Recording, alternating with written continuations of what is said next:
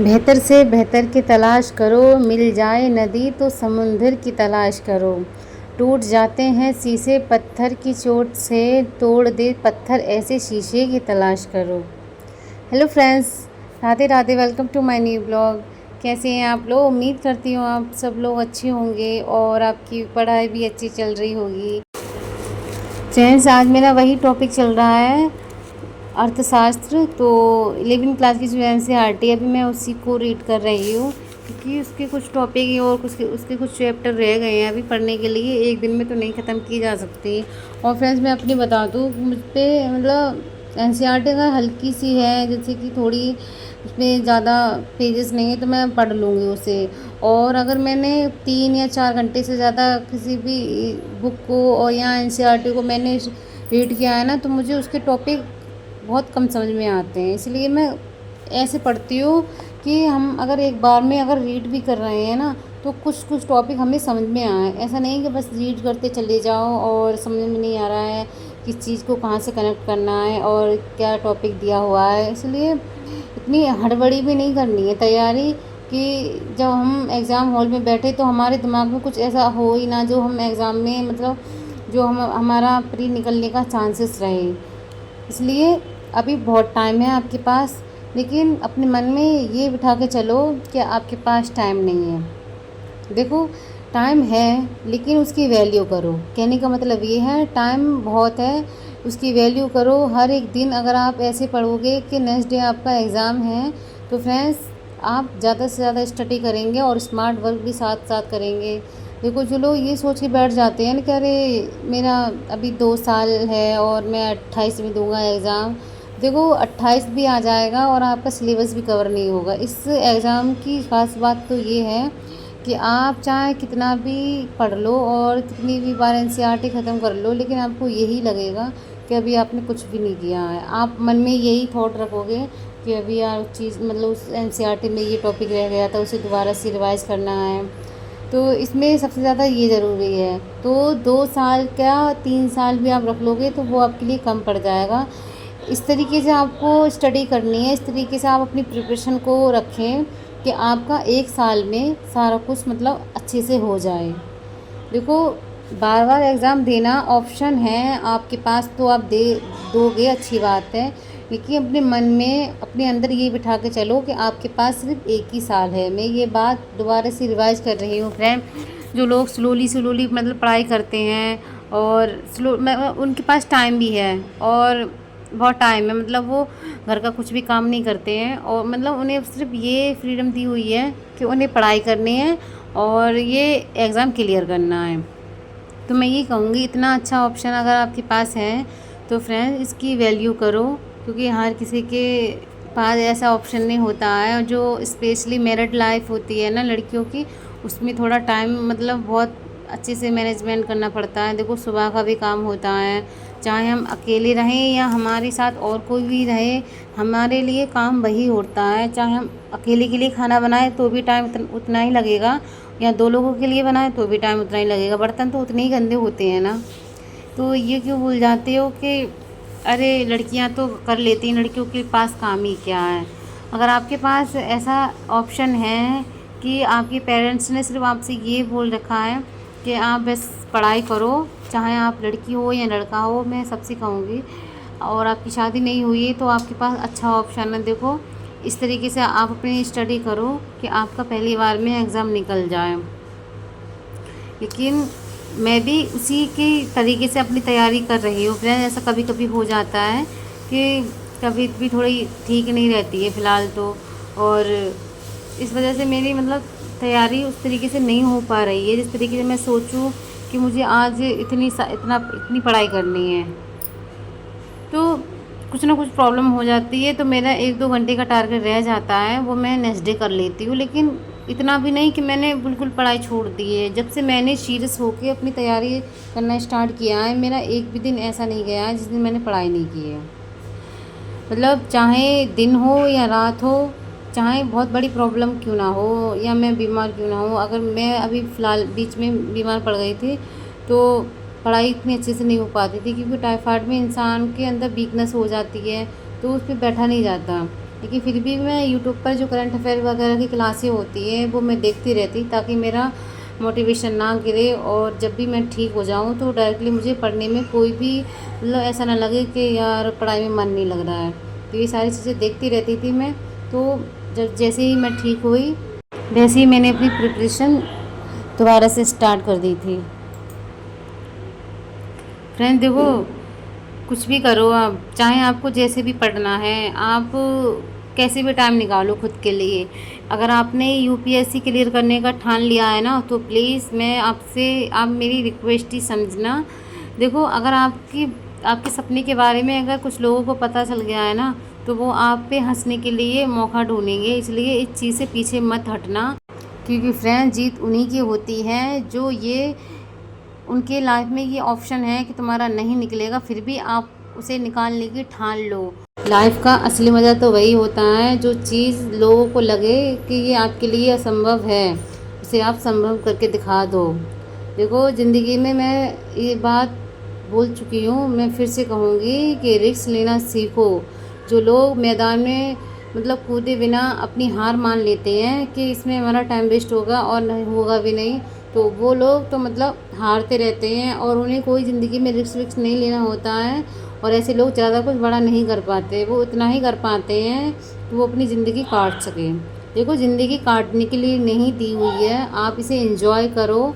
इसमें बड़े बड़े रिस्क लो, जो आपको लगता है ना कि आप इसे नहीं कर पाओगे, खुद के ऊपर इतना कॉन्फिडेंस रखो कि आप इससे भी बड़ा एग्ज़ाम क्लियर कर सकते हो। तो ये यूपीएससी क्या है, वो हर चीज़ पॉसिबल हो सकती है जब इंसान अपने मन में ये ठान ले कि आपको करना ही करना है। देखो, लोग क्या कहेंगे, और आपकी जब पहली बार में अगर आपका नहीं निकला तो लोगों को छोड़ो, अभी लोगों को अवॉइड करो। देखो, बस आप खुद के ऊपर भरोसा रखो। आप ये सोचो पहली बार में नहीं निकलेगा तो हम सेकंड टाइम मतलब अच्छा परफॉर्म करेंगे, जिससे कि हमारा एग्ज़ाम क्लियर हो सके। लेकिन डिमोटिवेट मत हो आप इस एग्ज़ाम में। मतलब बहुत सारे ऐसे इशू होते हैं कि इंसान कभी कभी सोच में पड़ जाता है, ऐसे लगता है कि अब उसका नहीं हो पाएगा, और इतना इतना ज़्यादा सिलेबस है, एकदम उसे अजीब सा फील होने लगता है। तो ये सारे थॉट तो आएंगे, लेकिन आपको इन सारी चीज़ों से निकलना भी है, क्योंकि ये एग्ज़ाम जो आपको क्लियर करना है। और मैं फिर से वही बात कहूँगी, देखो, माँ बाप ज़िंदगी में ज़िंदगी भर आपके साथ नहीं रहेंगे, और उन्होंने जितना आपके लिए किया अपनी हैसियत से बढ़कर किया है। अगर आप भी उनके लिए करोगे तो उन्हें बहुत ज़्यादा खुशी मिलेगी। देखो, अगर लड़कियों की शादी हो जाती है ना, फिर भी माँ बाप के लिए उनके उनके दिल में उतना ही प्यार होता है, और माँ बाप भी अपने बच्चों के लिए यही सोचते हैं। वो यही कहेंगे कि हमारी लड़की की शादी हो गई है, अगर वो पढ़ाई कर रही है तो अगर उसका एग्ज़ाम क्लियर हो जाएगा तो हमें बहुत खुशी मिलेगी। वो अपने मन में ठानते हैं कि जो हमने नहीं कराया, मतलब शादी से पहले उसके हस्बैंड उसे इतनी मतलब इतनी फ्रीडम दे रहे हैं, और उसे पढ़ाने की मतलब उन्होंने ठानी है, तो हमारा बच्चा भी इसमें खरा उतरे। तो आप अपनी पूरी ताकत लगा दो। आप चाहे कितनी भी आपके पास परेशानियां हो, उन सब से निकलने के बाद आप बस ये सोचो कि आपको पढ़ाई करनी है। पढ़ाई एक ऐसा मार्ग है जो आपकी ज़िंदगी पूरी तरीके से बदल सकता है, वरना ऐसा कोई भी इंसान नहीं है देखो जो आपके साथ ज़िंदगी भर रहेगा। अगर आप एजुकेटेड हैं, आपने पढ़ाई की है और आपकी शादी हो गई है देखो हैं, तो आप पढ़ाई मत छोड़ो, और आपके हस्बैंड आपको सपोर्ट करते हैं तो बहुत अच्छी बात है। आप सोचो कि आपको अब आगे बढ़ना है। देखो, लाइफ में सपने होते हैं, हर किसी के सपने होते हैं। कभी कभी ऐसा हो जाता है कि शादियां हो जाती हैं तो लोग सोचते हैं अब क्या करना, पढ़ाई, अब तो शादी हो गई है। शादी करने के बाद ज़िंदगी की ख़त्म थोड़ी हो जाती है, ज़िंदगी तो रहती ही है ना। हाँ, बस कुछ चीज़ें चेंज हो जाती हैं लाइफ में, जैसे कि फैमिली, जब हमारी दूसरी फैमिली भी मिलती है तो हमें थोड़ी जिम्मेदारियां हमारे ऊपर आ जाती हैं। लेकिन सबसे पहली जिम्मेदारी तो ये है कि आप एक इंसान हैं, और इंसान को सबसे पहले ये सोचना है कि उसके पहले ड्रीम क्या थे और उन्हें वो पूरा करना कैसे हो सकता है। मैं हमेशा से अपने बारे में बता रही हूँ फ्रेंड, मैं हमेशा से ये सोचती थी कि चाहे मेरी शादी हो जाए, लेकिन मुझे कभी भी इस तरीके से अपनी लाइफ नहीं जीनी है कि मैं एक हाउस वाइफ बन के लाइफ टाइम तक रह जाऊँ, और बच्चे हो जाएं, बस यही मेरी ज़िंदगी है। बस बच्चों की खुशी देखना, बच्चों की खुशी देखना हर एक माँ बाप का फ़र्ज़ होता है, लेकिन उससे पहले मेरी लाइफ है और मेरी हुई ड्रीम है और मेरी बहुत सारी विशेज़ हैं, उन्हें मैं खुद के दम पर पूरा करना चाहती हूँ। तो आप भी यही सोच के आगे बढ़ते रहो फ्रेंड्स, कभी आप ज़िंदगी में डिमोटिवेट फील नहीं करोगे।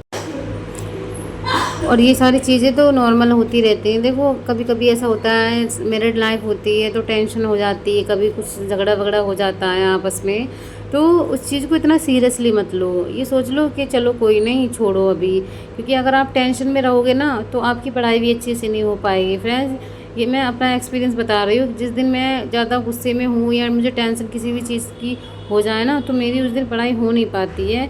फिर भी मैं अपने आप को कंट्रोल करती हूँ, अपना माइंड फ्रेश करती हूँ, उसके बाद जो भी टॉपिक पढ़ती हूँ उसे मैं अच्छे से समझ पाती हूँ। तो ये है फ्रेंड्स, अगर आप दिमाग पे दो प्रेशर दोगे, जैसे कि आपका माइंड है, किसी भी चीज़ से आप गुस्सा हो तो उसी चीज़ में आपका मन लगा रहेगा कि उस इंसान ने ऐसी बात आपसे क्यों बोली। तो देखो चीज़ें थोड़ा अवॉइड करना सीखो। अगर ज़िंदगी में आगे बढ़ना है ना, तो हर बात का जवाब देना ज़रूरी नहीं होता है। थोड़ा शांत स्वभाव के भी इंसान आपको होना चाहिए, कि आप थोड़ा शांत मिजाज के हो।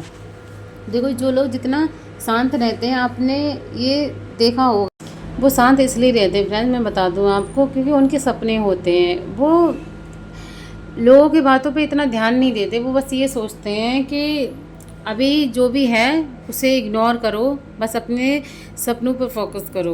देखो जो ये टाइम है ना, वो निकल गया एक बार तो दोबारा नहीं आएगा, और बस आप लाइफ टाइम तक पछताते रहोगे कि आपने अच्छे से अपनी प्रिपरेशन क्यों नहीं की थी और आपका एग्ज़ाम क्यों नहीं निकला। इसलिए हमेशा शांत रहो, जहाँ बोलने की ज़रूरत है वहीं बोलो, हर बात का जवाब मत दो, और ज़्यादा से ज़्यादा अपनी स्टडी पे फोकस करो। ये सोचो कि आज आपको क्या पढ़ना है। जब आप नाइट में सोते हो तो उस टाइम ये सोच के लेटा करो कि मॉर्निंग में आपको क्या क्या करना है, और कितना टाइम आपको घर के कामों में देना है, और कितना टाइम आपको अपनी पढ़ाई में देना है।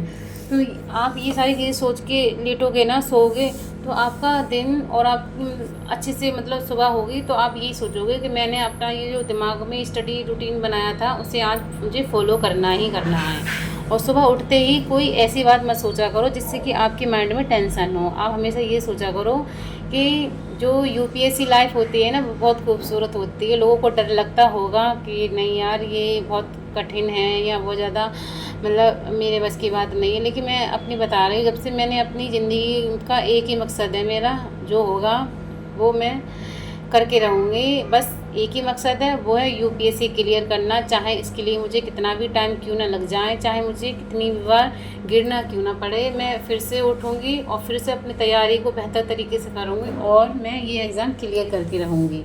ये मेरा खुद से ये प्रॉमिस है और मैं इसे पूरा करके रहूँगी। आप हमेशा सुबह उठ के अपने सपनों के बारे में सोचा करो। तो देखो जो चीज़ सोचते हैं ना ज़्यादा, वो अक्सर आपने देखा होगा, अपने खुद के एक्सपीरियंस से आप सोच सकते हो कि वो पूरा हो जाता है। कभी भी आप कुछ भी सोचते हो कि अरे आज तो मैं यही सोच रहा था, ये बात आपने सुनी है, तो ये दिमाग में सारी बातें चलती रहती हैं और अचानक से पूरी हो जाती हैं। तो सुबह उठते ही सबसे पहले आप भगवान को शुक्रिया करो, थैंक यू बोलो उनको कि आपने उन्हें मतलब उन्होंने आपको एक नई सुबह दी है, और इस सुबह को आप बेहतर तरीके से जियो और आपका जो गोल है उस पर फोकस करो। फ्रेंड्स, मेरा पर्पज़ सिर्फ यही होता है कि जो लोग अपनी सपनों की ओर बढ़ रहे हैं वो कभी किसी भी चीज़ से डिमोटिवेट ना हो, और अपनी तैयारी को बेहतर से बेहतर तरीके से करो, ताकि आपका जो एग्ज़ाम है और आपके सपने हैं वो जल्द से जल्द पूरे हो जाएं, ताकि आपके पेरेंट्स भी आपके ऊपर प्राउड फील करें। इस दुनिया में सबसे ज़्यादा ज़रूरी माँ बाप होते हैं, चाहे वो गरीब हो या अमीर हो, लेकिन माँ बाप होते हैं। इसलिए हमेशा ये सोचो कि आपके पास माँ बाप हैं तो उनकी थोड़ी कद्र करो, थोड़ा टाइम उनके पास भी निकाल के बैठा करो, क्योंकि उन्होंने अपनी ज़िंदगी पूरी कुर्बान कर दी थी आपको पालने पोसने में। तो आप अगर आप बड़े हो गए हो तो ये मत भूलो कि वो भी आपकी ज़िंदगी से जुड़े हुए हैं, वो भी आपका एक पार्ट है। फ्रेंड्स, अगर आपको मेरा वीडियो अच्छा लगा हो तो प्लीज़ मेरी वीडियो को लाइक करना एंड सब्सक्राइब करना। अब हम मिलते हैं अपने अगले ब्लॉग में, तब तक आप अपना ध्यान रखना और अपनी स्टडी अच्छे से करते रहना, सपने बहुत ज़रूरी हैं और इन्हें पूरा करना उससे भी ज़्यादा ज़रूरी है।